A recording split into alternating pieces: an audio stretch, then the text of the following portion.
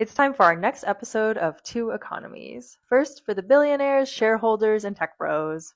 Things are still looking fairly rosy, though the potential firing of Jerome Powell does have traders spooked.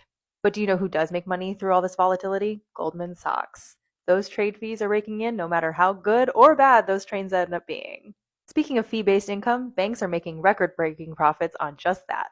Also, antitrust, don't know her. The FTC and DOJ are approving a bunch of things that would have raised eyebrows even a year ago. T-Mobile is acquiring US Cellular for $4.4 billion. And Apple, Visa, and MasterCard just got an antitrust merchant fee lawsuit dismissed. If you're in AI, you've got friends on both sides of that aisle. The most recent convert is Governor Shapiro out of Pennsylvania, really pushing the AI development for his state. Has he paid attention to Memphis lately? Data centers, lack of water, anybody? Private equity is moving its way into your 401k. Funny story, I had a smart aleck in my comments talking about how they're a 401k holder, so therefore they're a shareholder. So here's what's going to happen to you, hapless 401k holder. You're going to inadvertently select a private equity holding in your portfolio. And because private equity is extraordinarily risky, your 401k will likely get tanked, not to mention how illiquid it will be because of the nature of the business. It is completely responsible to allow a retirement product that has typically been consumer driven to be infiltrated by such risky investment options.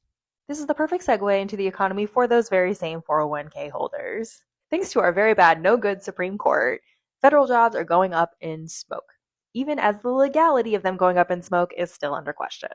Our administration's immigration policy is flattening GDP and doing absolutely nothing to help inflation. 1.2 million families risk losing their HUD housing due to the possibility of new time limits and work requirements. What is the obsession with these work requirements? The percentage of firms at risk of default due to tariff pressures is at an 11-month high. Remember, 11 months ago, we were under a different president. Thanks to another no good, very bad judge, medical debt can now hit your credit report. Plumbing poverty is surging even in major U.S. cities. Remember how almost $7 billion in funding for after-school programs was frozen on July 1st? Well, only about $1 billion of that has been released so far as the clock ticks down to the new school year.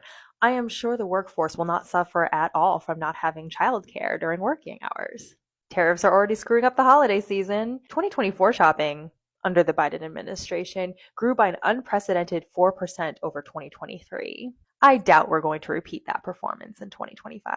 And the polls are pretty clear. We the people would love for Trump to stop stripping our life and liberty and start focusing on our pursuit of happiness. Like how he promised to do on day one. Tune in next week for another update on our diametrically opposed economies. And make sure you call your representatives with what you have